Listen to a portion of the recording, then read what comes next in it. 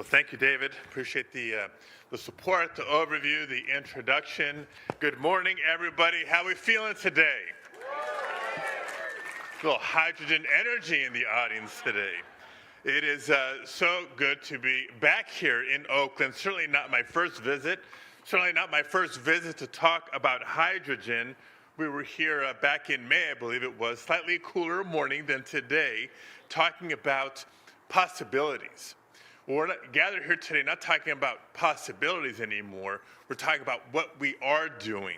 And it's great, even though we miss Secretary Granholm, she so wanted to be here. I know we hear that from officials in absentia all the time. But it says something about a cabinet member who will call me just shy of midnight after waiting 10 hours at the airport, from the airport. Saying, I really want to try to get there. I'm really trying to get there. I'm so bummed I'm not going to be there. I said, what we ought to do is hang up and call Secretary Buttigieg and see if there's something he can do about the situation. But David Crane is here, definitely representing the department. Well, thank you for making the trip and for being here today. Pleased to be here with my friend, Governor Newsom, who you'll hear from in a minute. The whole ARCHES team, Angelina, your whole team, and all the state and local leaders, advocates who have helped get us to today, including representation from organized labor. So glad they're getting their proper due, because what we take for granted here in California in terms of not just policy leadership when it comes to labor, but the role that they play in problem solving is a model for the rest of the nation to follow.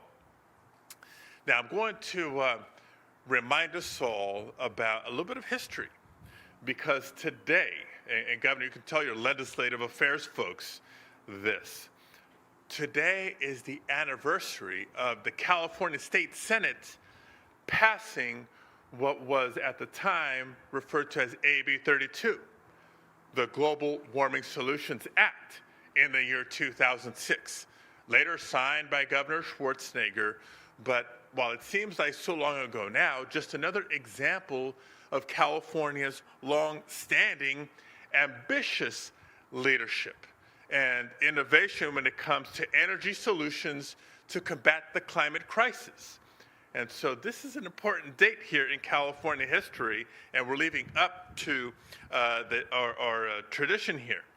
But for all we've done in California and as a nation, when it comes to renewable hydrogen, we haven't had the large-scale funding or the cohesive planning that we've needed to meet the scale of the challenge.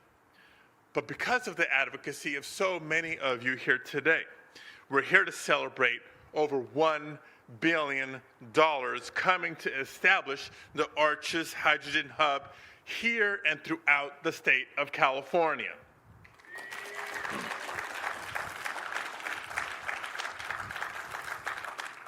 And yes, members of the press, that's billion with a B. Doesn't happen every day. So thank you to Secretary Granholm. Thank you to the Biden-Harris administration. Give them a round of applause. And a thank you for the $30 million in Phase 1 funding already coming to California. But it's also a chance today for the public to see the promise of California's renewable hydrogen future. You know, earlier today we rode on a hydrogen-powered ferry here in the Bay. We got from the port to this location via hydrogen fuel cell buses, thanks to AC Transit. And by the way, when we're on the ferry, I previewed this with my kids last night.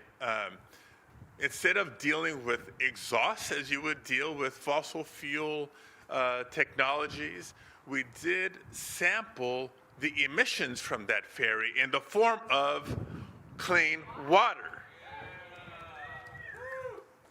And so you see, again, what's possible, not in the far future, but today and in the near future as we scale up. because under the leadership of ARCHES, we have the potential to catalyze the entire clean hydrogen economy in California in ways that all Californians will see and feel firsthand.